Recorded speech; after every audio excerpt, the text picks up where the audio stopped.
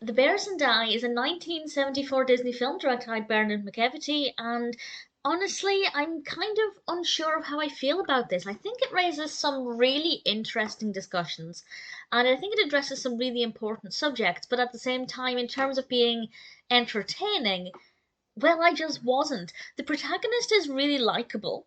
It's Bob Leslie, played by Patrick Wayne, and he goes to visit Chief Peter A-Tas-Ka-Nay to deliver the personal effects of somebody he was in the war with, and obviously that's quite emotional. And Bob decides to stick around and um, get to know his comrade's father, and he also discovers these bear cubs, and he becomes quite attached to these bear cubs and kind of raises them. I won't say exactly how it comes about, but the narrative up until that point does make sense. Nothing feels forced. Everything feels quite organic. I'm believing the characters' motivations. Everything's going really well, and it's a really good setup. But once the interesting bits come in, it stops being interesting, which I realize is a contradicting statement.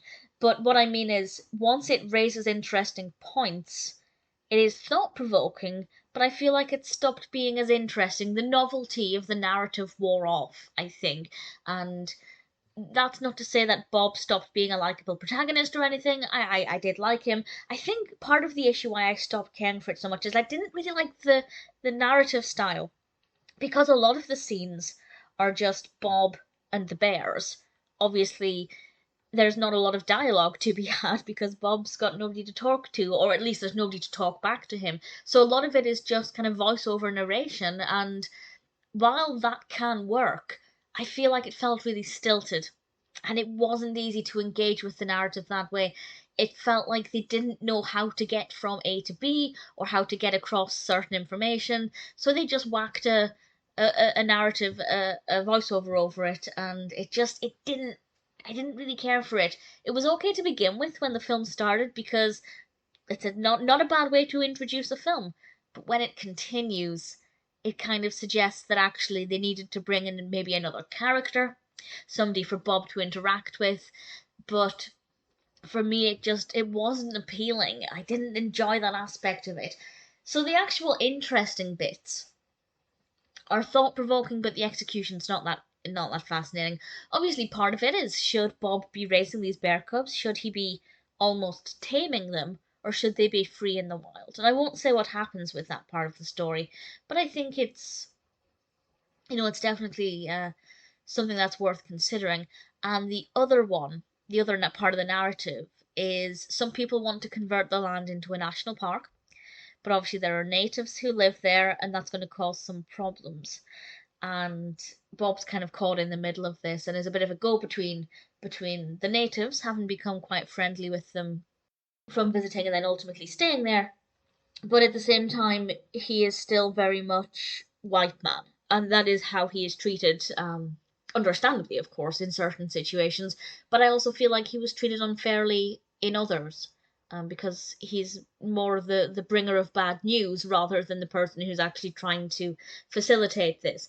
So as it progressed, I didn't really love the journey it took, but I think it was still addressing some important topics. So as a film, it's fascinating but not enjoyable, and I still feel like that is quite a contradictory statement, but hopefully you know what I mean. A film can make you think, but you might not necessarily have enjoyed the experience.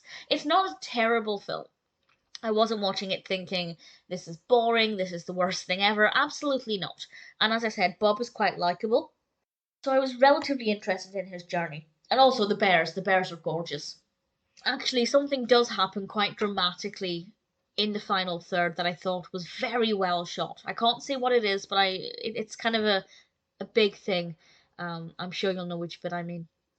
So it's not terrible. There were bits that I thought were well done, but generally I feel like after the first third, the novelty of the narrative style really wore off, and the actual action wasn't that fascinating. Even if it made me think, it made me question what would be the right thing to do in these situations. Unfortunately, what was presented just wasn't that fascinating. So I'm on the fence. I genuinely don't know if I recommend this film or not. Part of me thinks I do, part of me thinks that I wouldn't want to watch it again myself, and I don't really feel like it's added anything to my life. So I don't know. If you're trying to watch every Disney film, it's on Disney Plus. Give it a go. It's about I think it's in less than an hour and a half. It's not tremendously long.